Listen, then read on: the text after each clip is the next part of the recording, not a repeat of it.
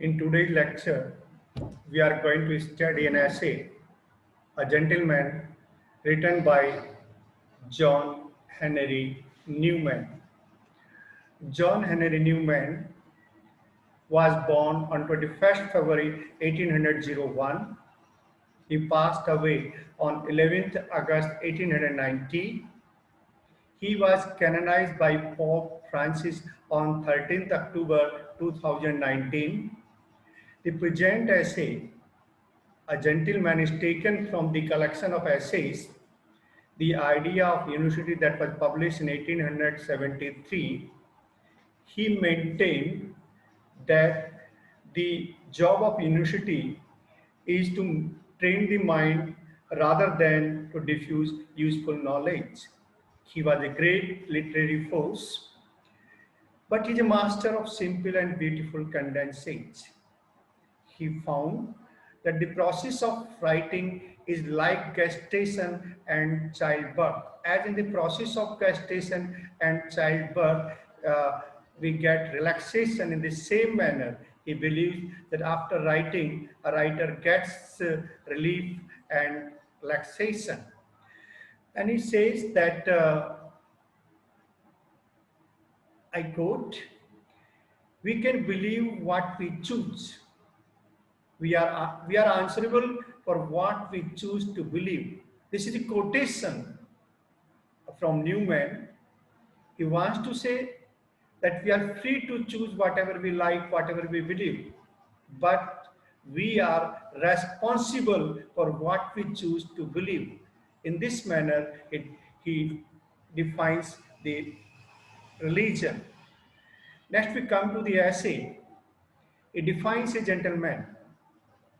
He wants to say that what are the important qualities in the personality of a gentleman. He wants to say that a gentleman is a man of good nature. A gentleman never gives pain to others. A gentleman never inflicts pain upon others. It means he is a man of fine nature. He keeps in mind to whom he is talking, to whom he is to believe, and he never gives painful ideas to the other person. Then he is mainly occupied in merely removing the obstacles which hinder free thinking and action. It is the job of a gentleman that he is always busy, that is always occupied in removing the problems, removing the difficulties which hinder the process of thinking and action. It means he is a man of deep thinking and action. He always thinks in what manner the difficulties and obstacles can be removed in the process of thinking. Next he says, Newman says, the nature of gentleman is like an easy chair or good fire, which helps in dispelling cold and fatigue. As we take the help of chair to get relaxation and take the help of fire to remove the cold, in the same manner, the nature of gentleman is just to remove our fatigue, a remove to our cold thinking. He provides free thinking and he gives fresh ideas. It is the nature of the gentleman. Next he says, the true gentleman clearly avoids whatever may cause a jar or jolt. Whenever a gentleman talks to any person, he keeps in mind that there should be no technical problem in talking, in conversation. There should be no bridge between the two. He always careful in giving the expression. He's always careful in understanding the mind of the other person. He reads the mind of the other person, whatever the other person wants to say. It is the mind of the gentleman. We can say that it is the nature of the gentleman that whenever he talks, he avoids clashing opinions. He does not indulge himself in the clashing ideas, in the opposite ideas. All the time he avoids the collision of feelings, the differences of feelings. He avoids suspicions.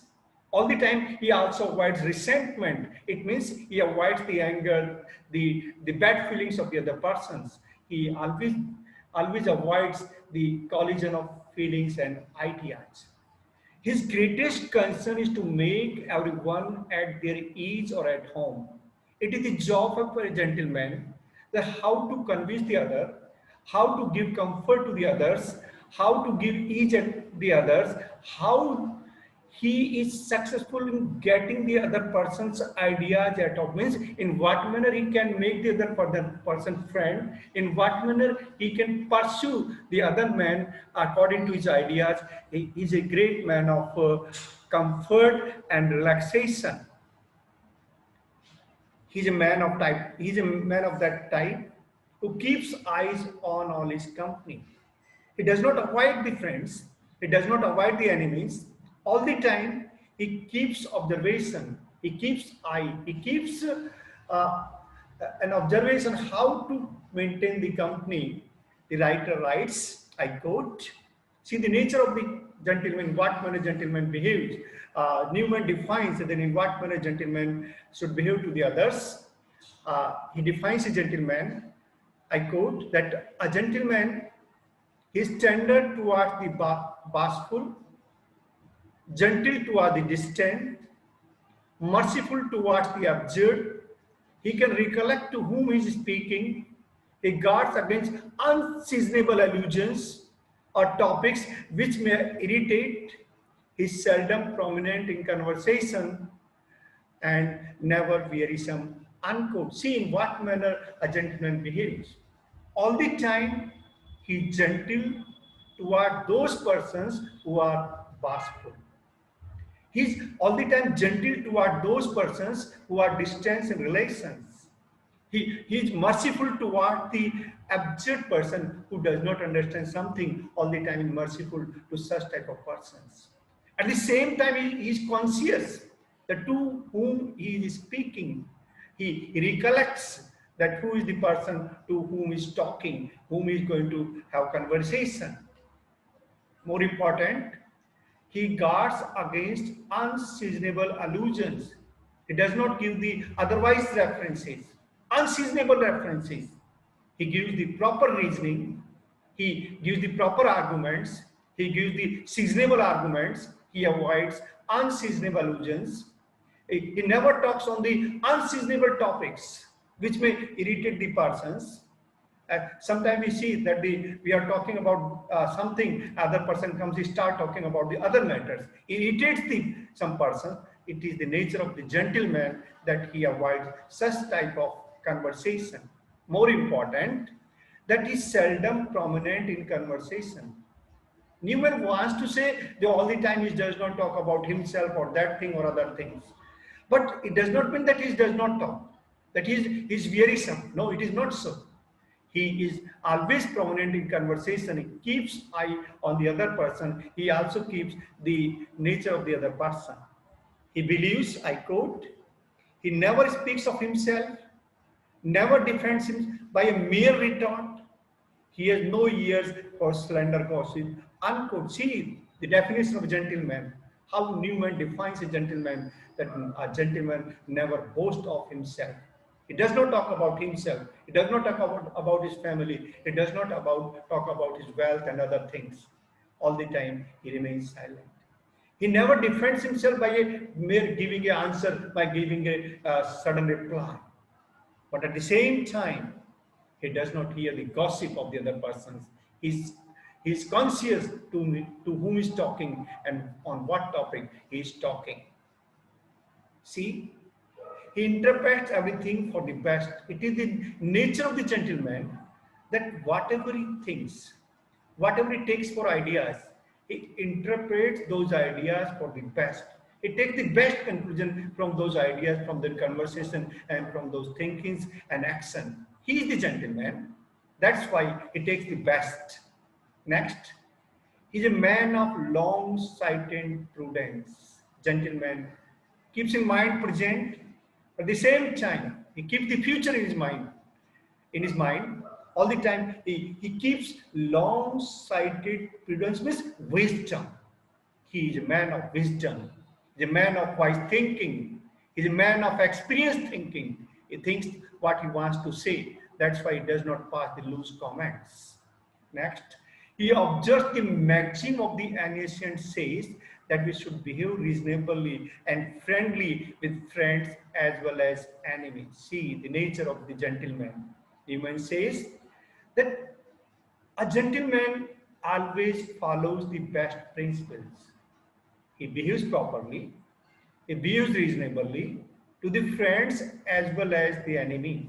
He keeps in mind that all the persons are the child of God.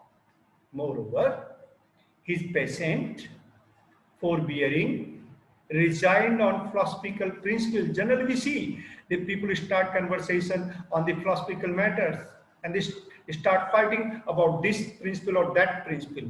But it is the nature of the gentleman that when he hears the talk, when he hears the philosophical principles, he is patient, he is calm, he's, he's submitted to those ideas, he takes the reasonable conclusion and he believes that one should be clear minded over the philosophical principles.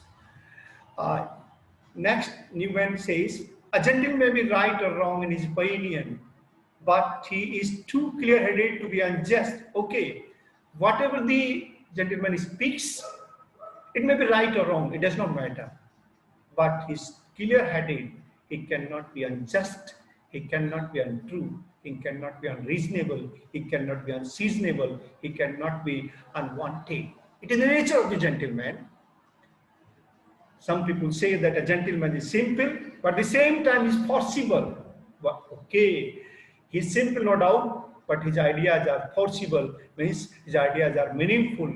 At the same time, he is as brief as he is decisive, means he speaks a very few words, very brief thinking, but whatever he says, his words are very decisive, his words are very meaningful, his words are very, very actionful. Next, he says, it is the nature of a gentleman that he knows the weakness of a human region as well as its strength, its province, and its limits. Newman wants to say, a gentleman is a man who understands the human nature, who understands the reaching power of human beings. He knows the strength of the humans. He knows its limits. He knows its provinces. Means he's a man of reasonable thinking. Moreover, a gentleman is a man who respects and piety and devotion of the other religions. Okay, he does not object about the other religions. He does not criticize the other religions. He respects the piety and devotions of other persons and of other religions. He honors the minister of religions. He is a friend of religious tolerance. Tolerance, yes, this is the nature of a gentleman, that is a man of religious tolerance. All the time he tolerates the opposite opinions. He tolerates the unwanted ideas, but at the same time, he is a friend to those persons. He does not criticize them. He makes them friend. He is an attendant on civilization. Important comment about the nature of gentleman, that he is an attendant on civilization means he is a watchman on civilization. He is a guardian of civilization. It is the duty of gentleman how to guard the civilization. We can say he is the messenger of civilization. He is the god of civilization. We can say like that. And gentleman is a man of good civilization. He understands that it is the duty of a gentleman to keep the ideas of civilization. In this manner, we can say that in what manner Newman defines a gentleman. Actually, when we say that he defines a gentleman, we can say that he's talking about himself. Newman was a man of this thinking. He was a man of great thinking. He was a clear-headed person.